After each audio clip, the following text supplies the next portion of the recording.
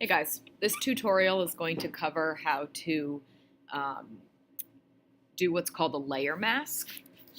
This is an example of a layer mask. It is one of many layer masks that you can do, but I thought this would be really useful for the book cover project. This is showing you how to take a shape and make either text or a photograph or a painting or a drawing fit perfectly within that shape. So notice I have the shape of Vermont and I have a photograph of my dog Nala. So I'm going to show you how to do that in this tutorial. A couple things you're going to learn. The first thing that you should see is that I have the state of Vermont that I have taken from the internet. This is not necessarily original artwork. Nobody came up with the shape of Vermont. And it's saved to my desktop. And I have my photograph of my dog Nolly, which I took.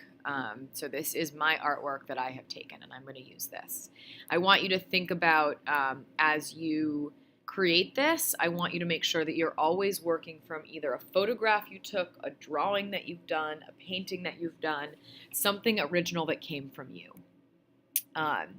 So I also recommend saving to your desktop first or dragging to your desktop before you drag into Acorn. Never try to drag directly from the internet or from photos or wherever you might be taking your image from.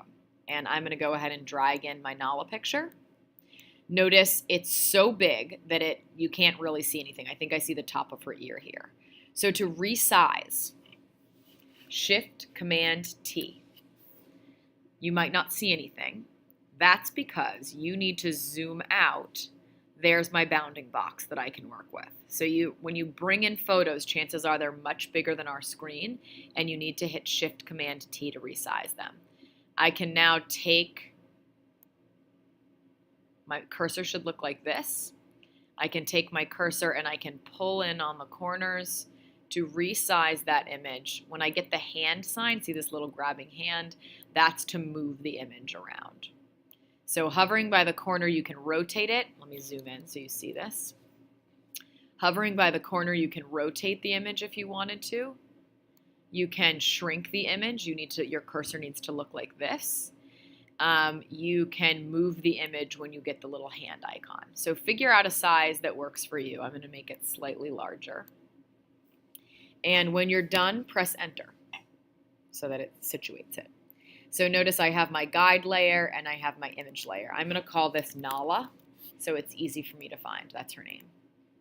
And I need to bring in order to do a layer mask, I also need to bring in the state of Vermont. So I'm going to bring in my Vermont image, drag and drop. Now right now I'm not seeing it because it's underneath the Nala layer. It's hiding underneath my photograph. So I'm going to drag the state of Vermont on top, and I need to do some editing. Because right now, if I try to create a layer mask of the state of Vermont, it's going to give me a square mask because that's what it's seeing. So I need to delete the background of this. And there is a super easy way to do it. Let's call this Vermont first and keep our layers panel clean. I'm going to make sure that I'm on the layer I want to edit. I'm going to come over here to my magic wand selection tool. And I'm going to click on the white space. Notice how I get all these dancing ants. Now if I click delete on my keyboard, I see just the state of Vermont. To get rid of these dancing ants, hit Command D. I now have the state of Vermont that's ready to go. I want to resize it because I want it to be bigger. I want to fit more than just Nolly's face in there. So to resize, we're going to use the same command as we did to resize the picture. Shift Command T, hover by the corner, and I'm going to pull that state of Vermont image to as big as I want it to be. Okay. Now notice, click up, that's just asking you. If you like the operation, click Apply so it keeps it big. Now notice, I have the shape I want to end up with, which is Vermont, is on top of my photograph. You want to make sure that the shape you want to end up with is on top of the photograph or the painting or the drawing. And now I'm going to come down here to blending, and I'm going to click destination in. Notice destination out, I get a reverse. This might be something that you're interested in playing around with. I'm going to go destination in. And now you might be thinking, well, Mrs. Mack, like you didn't even get your dog in there. I'm on the move tool over here, and I can move the state of Vermont around until I like the way that it crops Nolly in there.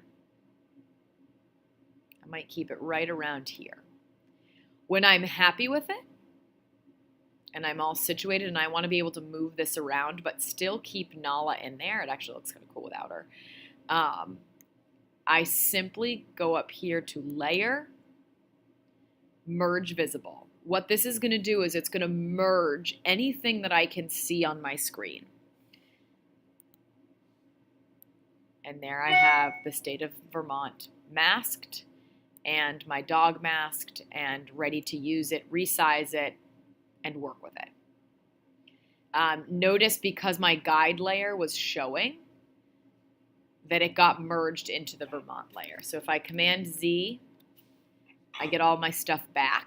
If I hide the guide layer and go to Layer, Merge Visible, my guide layer is still here and my Vermont layer is separate. So whatever layers are hidden are not going to be part of the Merge Visible. So I encourage you to try this with any type of shape you can think of, any type of drawing or painting or photograph that you yourself have created, and this might be a great start-off point for your book cover.